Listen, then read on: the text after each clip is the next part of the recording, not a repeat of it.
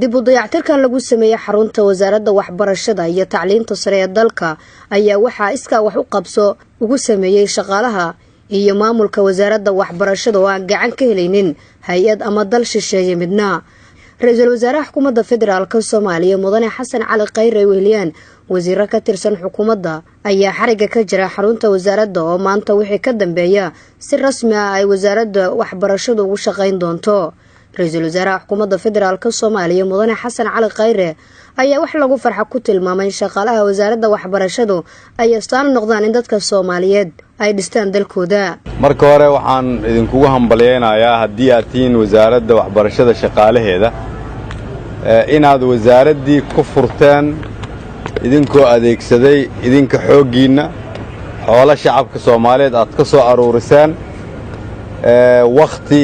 waqtigiinna aad ka goyseen iyo idinkoo gartay inaad idinku isku tashataan inaad taas wasaaraddii ku furteen. horta waa tallaabo cusub oo dawladnimada Soomaaliyeed ay hore u qaaday. waa idinkugu hambaleynayaa marka hore. waxaan rajaynayaa marka taasna inay wasiirada kale oo halkan jooga iyo ra'iisul wasaaraha xafiiskiisa iyo xafiiska madaxweynaha iyo cid walba inaan ku daysanno oo ay tusaale noo ahaato. haddii sartan wasaaraddii waxbarashada ahayd aan intaan dib u dhisnay.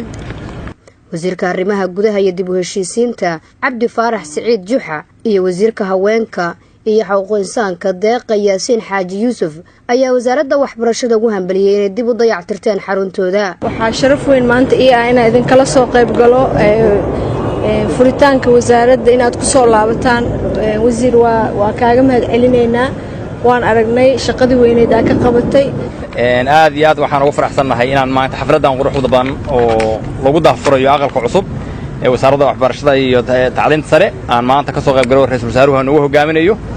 waa muuqaal aad u wanaagsan. waxay calaamad ka tahay in magaaladu ay soo degayso. xaruntan hadda ku horba wasaaraddu deganayd in magaaladu soo degayso kalsoonidii soo noqonayso. wasiirka waxbarashada iyo tacliinta sare ee xukuumadda Soomaaliya Cabdiraxmaan Daahir Cusmaan ayaa xusay in helista xaruntan ay qayb ka qaadanayso hirgelinta qorshaha lagu horumarinayo waxbarashada dalka. tan waxay kamid tahay tallaabooyinka waaweyn oo aan rabno dalkan waxbarashadiisa inaan wax uga qaban. kow si aan waxbarashada hiigsigii aan degsanay aan u gaarnay oo muhiimadda ugu weyn aan rabno dalkan waxbarashadiisa inaan uga qabanno. kow inaan abuurno waxbarasho si sahlan loo heli karo. labo inaan abuurno waxbarasho tayo leh. taasi aan u helno waxaa loo baahan yahay meel lagu shaqeeyo. xaruntani marka waa muhiim. markaan xaruntan samayno waxaa loo baahan yahay in siyaasadihii iyo shuruucdii hagi lahaa waxbarashada ayadana aan abuuran. taasna shaqo weyn aan ka qabanay. ra-iisul wasaaraha xukuumadda federaalka Soomaaliya mudane Xasan Cali Khayre ayaa xusay in waxbarashadu ay tahay tan kaliya ee caalamka kula tartami karno. si taa loo helana wasaaradda looga baahan yahay inay dardargeliso fulinta hiigsiga horumarka waxbarasho ee dalka. waxaan leeyahay wasaaradda waxbarashada waa wasaarad aad u muhiim ah. carruurteenna in wax la baro waa sida keliya aan ula tartami karno dunida inteeda kale. adduunyada sida keliya aan ugu soo laaban karno waa inaan wakhti iyo xoog gelinnaa in carruurteenna wax la baro. carruurta wax la baraayana ma aha carruurta xamar joogta keliya. wasaaraddu waa inay ogaataa inaanay wasaarad u ahayn dadka xamar jooga laakiin dadka Soomaaliyeed oo dhan inaad u tihiin wasaarad. dadka Soomaaliyeed oo dhan inaad u adeegtaan weliba aad si cadaalad ah ugu adeegtaan. xarunta wasaaradda waxbarashada dalka ayaa ka mid ahayd xarumihii ku burburay dagaaladii sokeeye.